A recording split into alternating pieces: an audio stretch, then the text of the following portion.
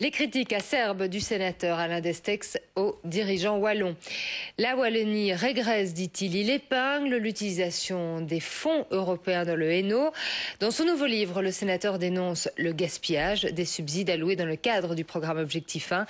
Exemple à Binche avec la réhabilitation du triage lavoir à charbon. Nadia Bouria, Benoît Demaret. Ce triage lavage à charbon devait être détruit. Mais à la demande de Maria Arena, il a été classé en 2003, puis rénové. Budget 2 200 000 € pour le béton et la peinture. Pour moi, c'est l'illustration du gaspillage de l'Objectif 1 et des fonds européens. Ce projet ne débouche sur aucun impact développement économique de la région. Il n'a aucun effet stimulant et c'est de l'argent dépensé en pure perte.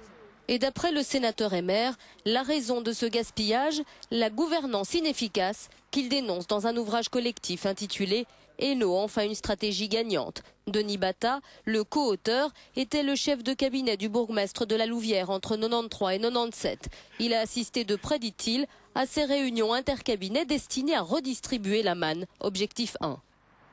On a tout d'un coup demandé aux acteurs locaux de produire des fiches de projet qu'on transmettait à la région wallonne parce qu'il n'y avait pas de stratégie préétablie. On ne savait pas ce qu'on allait faire avec l'argent qui était rendu disponible. Alors tout ça évolue et sur le FESINOT, on a eu une task force d'experts universitaires principalement qui a conseillé le gouvernement wallon sur la stratégie adoptée. Mais que ce qu'on a constaté, c'est que in fine, c'est toujours le gouvernement wallon qui sélectionne les projets individuels. Et pour en finir avec ces méthodes, Alain Destex propose la création d'une agence de développement territorial, agence indépendante chargée de récolter et gérer les fonds européens et le cofinancement wallon.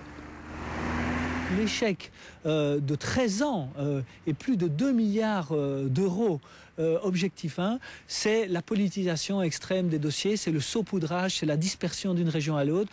C'est par exemple le PAS construit à Frameries parce que le ministre de la Recherche scientifique de l'époque habitait à Frameries. Le Hainaut devrait encore recevoir plus d'1 milliard d'euros d'aide pour la période 2007-2013, sans doute pour la dernière fois.